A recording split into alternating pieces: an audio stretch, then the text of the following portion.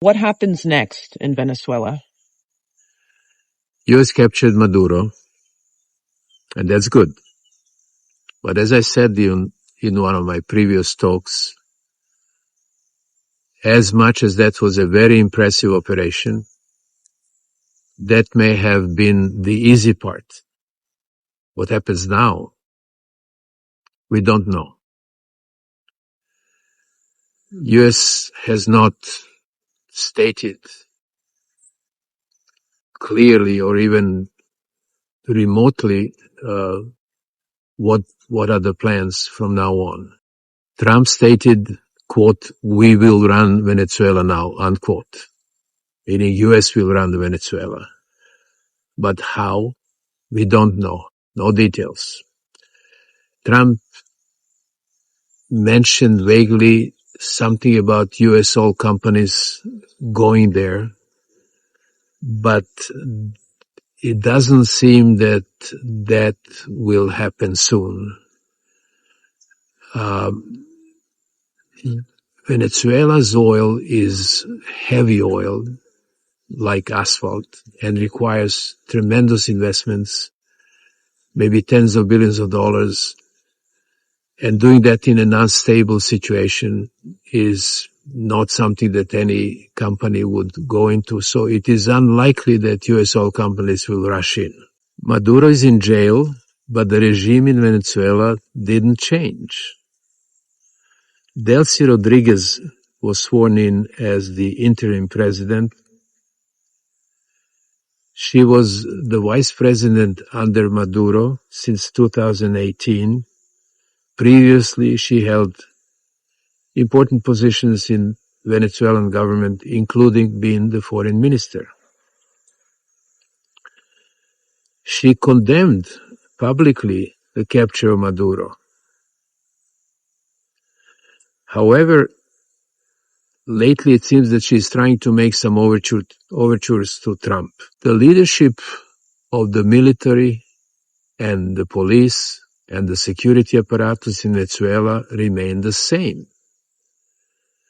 In fact, there are reports of gangs of Maduro supporters called colectivos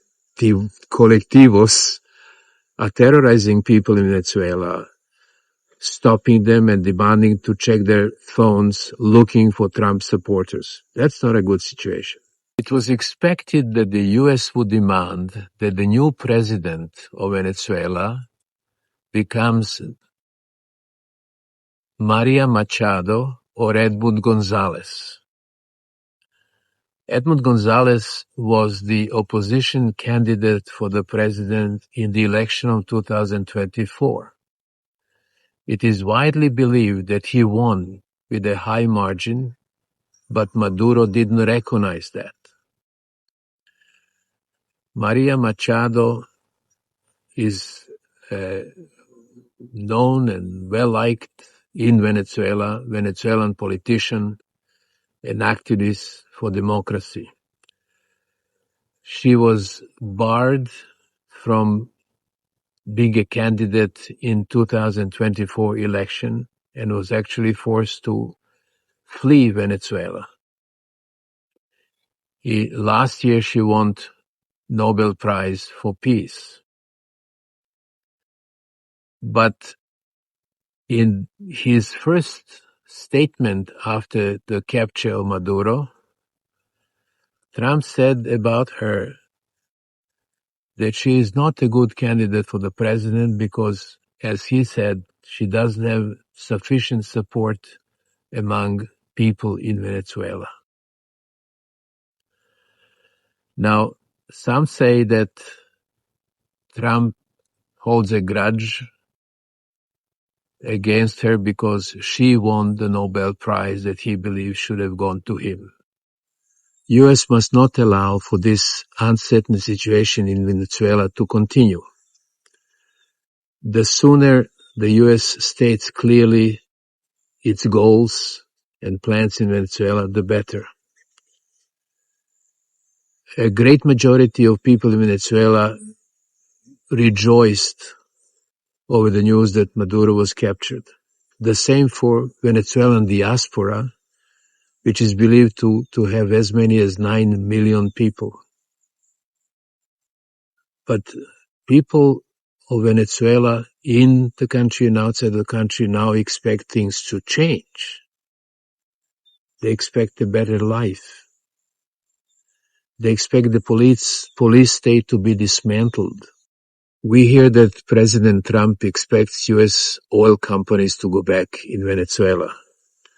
But most experts believe that U.S. oil companies would not rush into it. The investment required is enormous, and the situation is far from stable. For a company to invest tens or hundreds of billions with hoping to recoup some profits years from now.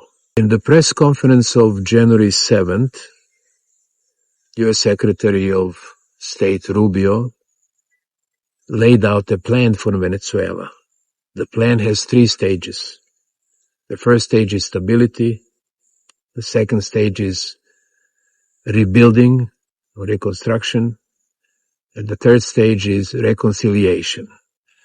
Now, how does U.S. plan to accomplish those 3 steps? Stability, recovery, and reconciliation. U.S. plans to use Venezuelan oil for that.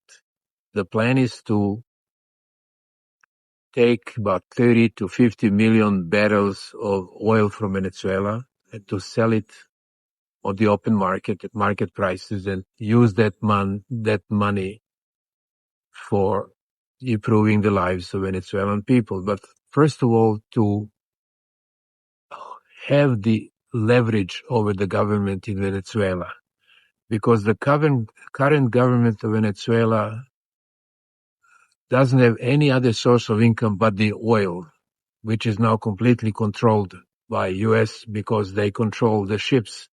They seized already two ships with Venezuelan oil. Recovery would mean that it was a bit vague how Secretary Rubio expressed, but basically it boils down to that U.S. will make sure that both U.S. companies and other companies have open and fair access to Venezuelan market. That's as far he went about explaining that.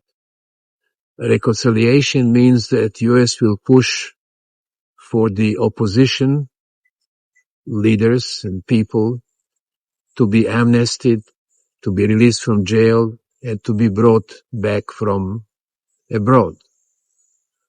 All of that sounds very good, but it's really short on details. Rubio did not guess as to how long all of that would take. And he did not even mention Cuba, Russia, China, and Iran, and how U.S. planned to curb, if not eliminate, their influence in Venezuela.